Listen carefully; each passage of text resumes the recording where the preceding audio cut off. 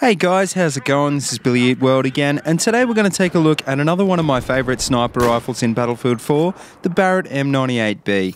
The M98B is a bolt-action rifle chambered in .338 Lapua Magnum, which means that although it doesn't have the stopping power of the 50 cal sniper rifles available in-game, it has a longer range and deals more damage than any of the rifles chambered in 7.62. This is reflected in-game by the weapon's bullet velocity, which at 650 meters per second is the fastest in the class. The M98B's bullet drops at 9.81 meters per second squared, which means that it has slightly more bullet drop than the SRR61 or the FYJS, but less drop than the other bolt actions because of its higher muzzle velocity. Like the other higher damage bolt actions, this weapon deals 100 max damage, which starts to drop off at 12.5 meters until it reaches its minimum damage of 59 at 150 meters. This translates into a 1 bullet kill under 12.5 meters and then a 2 bullet kill at longer ranges. Like most of the other bolt-action rifles though, the M98B will also kill at any range with a single headshot. So if you're new to sniping in BF4, it's important to bear that in mind and try and aim for the head. Unfortunately, the M98B with all its benefits is balanced in-game by a very slow rate of fire of 40 RPM, which means it's going to be a lot harder to land follow-up shots before the target has reacted to the first shot.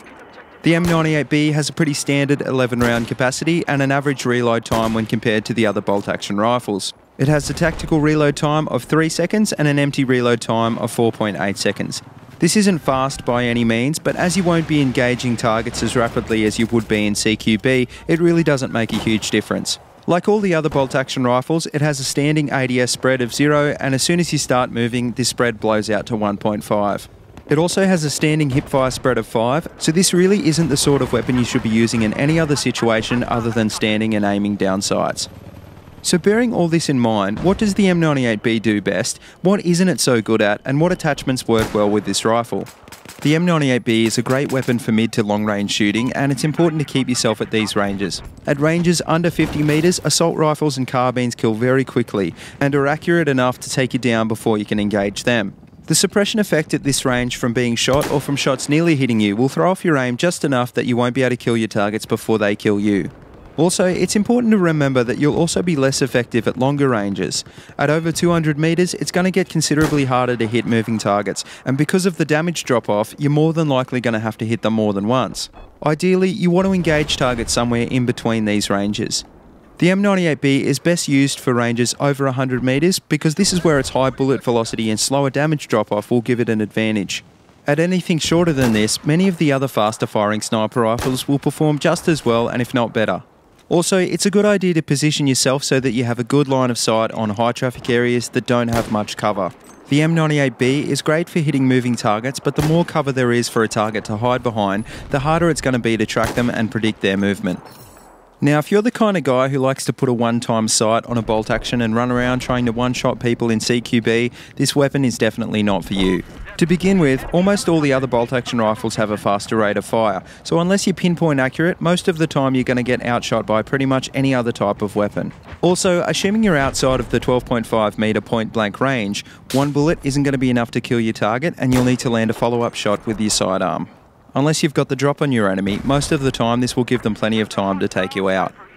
So in terms of attachments for this weapon, my preferred scope would be the 8x scope and the 14x variable zoom attachment. This will give you plenty of magnification to take out targets in the 100 to 200 meter sweet spot.